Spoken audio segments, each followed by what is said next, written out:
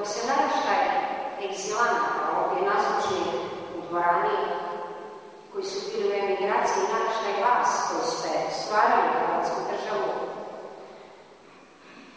kojima dugujem veliku zahvalnost, pitao zašto Krleža nije postao hrvatski Solženicin, moj se naraštaj zajedno sa invalidom Domovinskog rata Perkušićem ili gospodinom Kalinićem ili nekim drugim koji ovdje, jer sam svakodnevno ne vidim dobro, pitao, primivši u ruke knjigu Živa glava, uglednog nakladnika Interpublike, ako se sjećate, nakladnik Đerek je štampao i memoare Savke Deličević-Kučar u 2 dijela.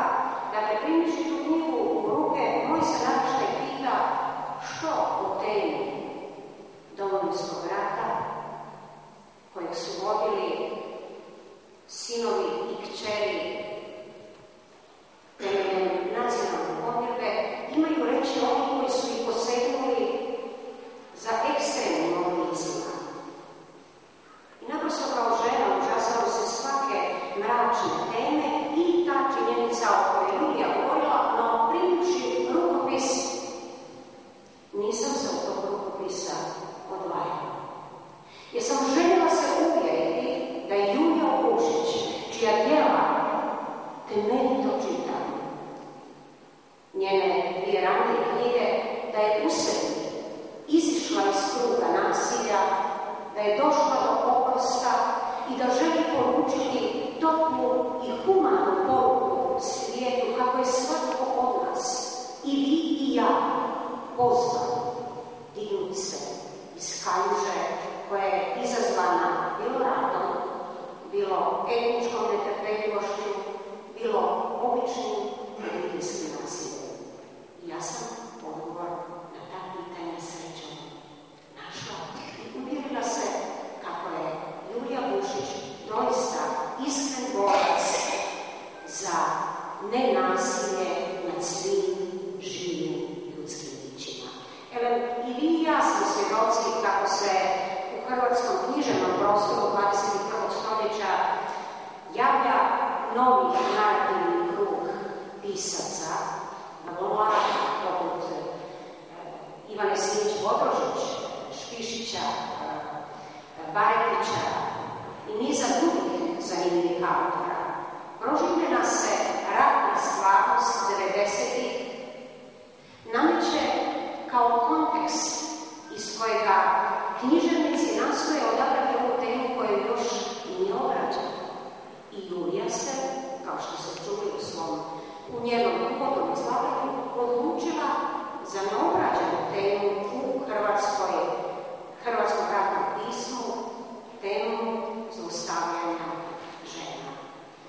Roman Živa glava jest izvanredno žensko pismo, nesumnjive estetske vrijednosti, o stradalnici, realnoj žrtvi Domovinskog rata iz Vukovara.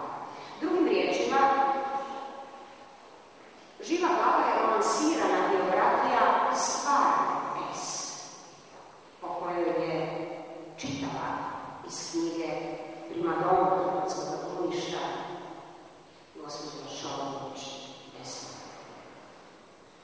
Živa glava jest neobično i mučno prozno tkanje u koje nas autorica Julija Vušić književnim digresijama, koje smo također čuli u njezinom uvodnom izlaganju, upućuje i ukazuje na činjenicu kako je nasilje nad ženama u Domovinskom ratu bilo jedno od vojno-strateških metoda etničkog čišćenja. O tome će naravno govoriti i poznani ljudi od mene, koji su i stručni i ovdje nezgodno i tako dalje. Govorimo o toj temi s obzirom da profesor Šeparović sjedi u prvom redu, znači držat ću se samo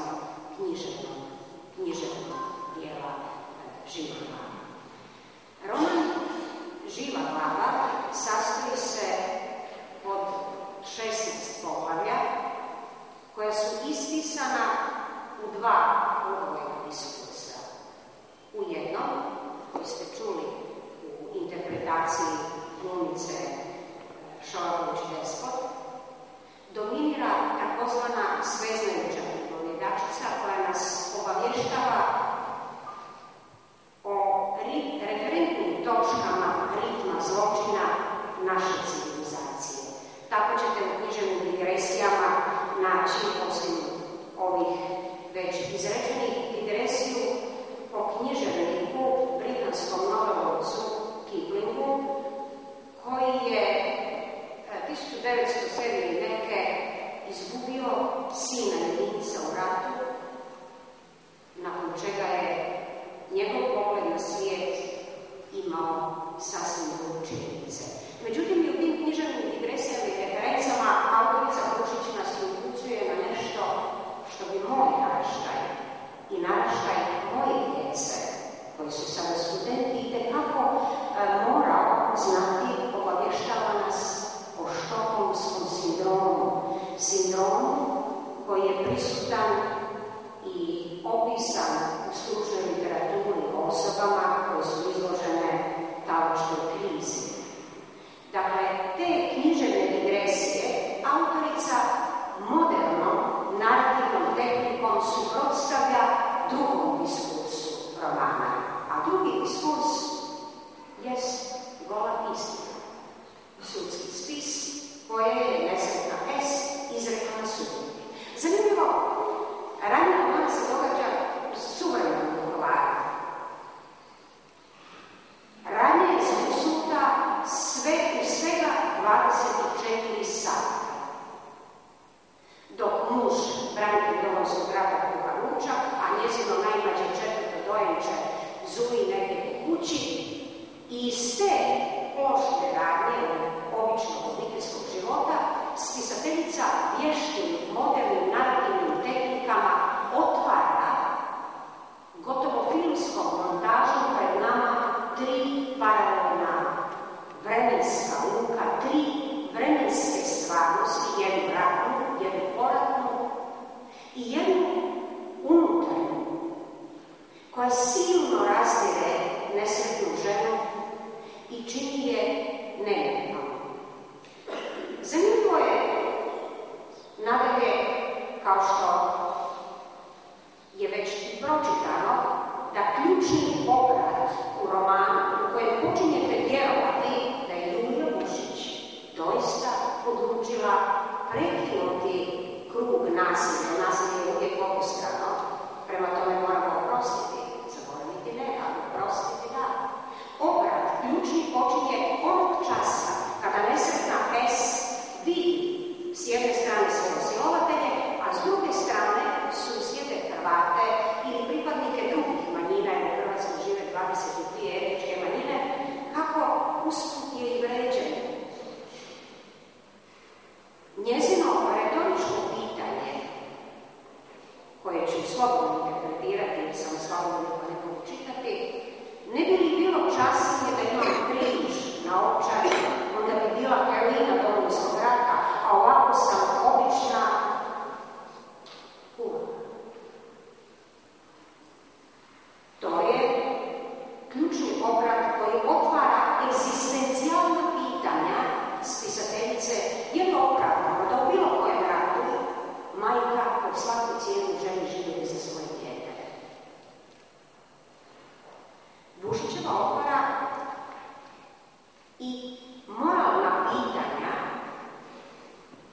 i u svojoj gotovo hladnoj prozi, bez suvišnih metafora, pita hrvatsko tradicionalno društvo na diakronijskoj crti od tradicionalne obitelji do raspadnute hrvatske obitelji u kojoj S živi, jer je ona majka 4 djece i 2 braka. Bušićeva hrabro prekida na književnom planu, ali i na osobnom planu nesretne žene, nasilje i krug nasilja na osobnom, obiteljskom i društvenom planu. To je trenutak kada čitatelj doista povjeruje da je vaš naraštaj spočitavao zašto nije hrvatski Solženjicin i naš naraštaj koji je dao svoje živote ili dio svoga tijela i vas koji ste stvarali u zemlji, zaista vapi, ovo književno djelo vapi da ga pročitate, jer je oslobođeno i vapi za pravdom i pravednošću svih žrtava u Domovinskom ratu i svih živih bića, bez obzira koje su etničke pripadnosti ili kakve druge. Interesantno je da roman Radnja u romanu zapravo ne završava, jer državni tužitelj otvara sudski spis. Moderna narativna tehnika, unutarnji monolog, dakle dva diskursa o kojima sam govorila, pokazuju nam kako je doista roman živa glava izvane Božansko pismo, koje svako od nas, i ti i ja, mora pročitati da bismo stvarili uljuđeno lice Hrvatske. Moj naraštaj, ja pogotovo naraštaj moje djece, više ne želi slušati o nasilju osobnom, obiteljskom i društvenom. Ovaj roman vapi da žrtve dobiju svoju pravdu i da krenemo u neki ljepši Vukovar. Zar nije strašno da književnica Ivana Bodrožić-Simić kaže, koja je napisala roman Hotel Zakovje kao dijete prognanik iz Vukovara, nema ni jednog rodnog grada u kojem sam sretna, jer je moj otac ubijen na očaju. Ja vas molim da posegnete za ovom pričom nesretne stvarne stradalnice Vukovara, da bismo zajedno napravili uljuđeno lice Hrvatske. Izgubili smo 20 godina. Želimo izgubiti još 20. Mirnim, demokratskim, razumnim putem moramo stvarati uljuđeno lice Hrvatske. Ako ljudi od struke, književnici i jezičari budu posegnuli za ovu knjigu, oni će zamijetiti kako možda u jezičnom smislu je knjiga morala biti dorađenija. To se i meni učinilo prvih 30 strana, ali vam moram reći, nakon što sam pročitala cijelu knjigu, da je možda to stilsko sredstvo Amerikanke Julije Vušić upravo trebalo pokazati nam takav jedan roman o Domovinskom ratu, jer je jezikom na neki način lišen sočnih metafora stvorila roman poput Muhova krika, crno-bijele litografije gdje koncentrični krugovi vape. Oslobodite nas nasilja, želimo stvarati ljepši i plemeniti svijet. Da i S to želi, pokazuje činjenica da je raskinula brak u kojem je bila žrtva obiteljskog nasilja, da je raskinula mržnju koja je dovela u poziciju seksualne robinje i k tome raskinula je nasilje društva ispod hrvatskog i onog drugog, jer je izrekla svoj iskaz na sudu u nadi kako će doživjeti satisfakciju za tragediju koju je preživjela. Ne ponovimo se, a vi, molim vas, da poput mene poželite biti aktivisti u borbama za nasilje nad bilo